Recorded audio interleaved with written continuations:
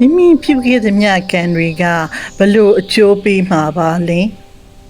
ဓမ္မချစ်သူများအားလုံးမင်္ဂလာပေါင်းနဲ့ပြည့်စုံကြပါစေလို့ပထမဦးစွာနှုတ်ခွန်းဆက်တာအပ်ပါတယ်ရှင်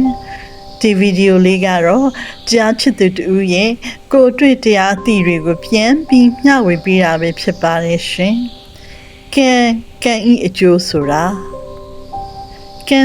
အလုပ်ပါဘာအလုပ်ပါလဲမိမိလှုပ်လိုက်တဲ့ကာယကံဝစီကံမနောကံနဲ့လှုပ်တဲ့အလုပ်ပါမိမိလှုပ်ထားတဲ့ကံမှာစေတနာကအရေးကြီးပြန်ပါတယ်မိမိကကောင်းတဲ့အလုပ်ကိုလုပ်တယ်ဆိုတော့မိမိဘလောက်စေတနာပါသလဲမိမိကိုယ်တိုင်သိနိုင်ပါတယ်ကျမတို့လူတစ်ဖက်သားကိုကူညီရမှာတခါတလေလူမှုရေးအရာလုပ်ရတဲ့အလုပ်တွေရှိကြတယ်တခါတလေမိမိအကျိုးတစ်စုံတစ်ခုရဖို့လုပ်နေတာရှိကြတယ်တခါတလေမကောင်းတဲ့လို့လုပ်ပေးရတာတွေရှိကြတယ်တခါတလေသူတစ်ပါးအခက်ခဲကလေးအဆင်ပြေသွားပါစေဆိုပြီးကိုချင်းစာစိတ်နဲ့အပိသက်သက်ကလေးအကျိုးတစ်စုံတစ်ရာမမျှော်ဘဲလုပ်ကြရတာတွေရှိပါတယ်မိမိကိုညီလို့သူတစ်ပါးအခက်ခဲလေးကလွတ်မြောက်သွားတော့လေထပ်တူဝမ်းမြောက်ဝမ်းသာရှိနေပြန်ရောလေမိမိထားနေတဲ့စေတနာတွေကမတူပါဘူးစေတနာတွေကကွာနေပါတယ်နော်စေတနာကမိမိလုပ်နေတဲ့အလုပ်မှာပါနေတာပါစေတနာအားကောင်းရင်အကျိုးပေးကောင်းတော့တာပါပဲ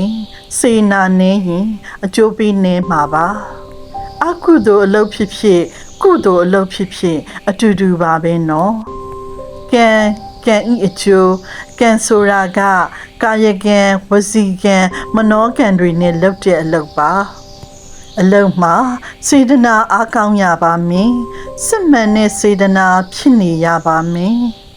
ဒါဆိုအကျိုးပေးကောင်းပြီပေါ့ဇောခုနှစ်တန်နဲ့ထပ်ချိတ်ပြပါမင်းစိတ်တလုံးဖြစ်ရင်ပထမဇောက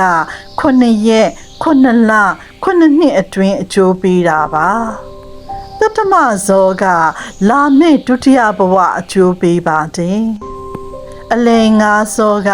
တန်တရားမပြတ်မချင်းအကျိုးပေးတာပါစိတ်တလုံးမှာစေတနာအားကောင်းရင်ဘလောက်ထိတာသွားသလဲစင်ကျင်လို့ရပါတယ်ရှင်စေတနာကောင်းလို့ကံကောင်းကြတာပါရှင်နားဆင်ပေးခဲ့တဲ့အတွက်ကျေးဇူးများကြီးတင်ပါတယ်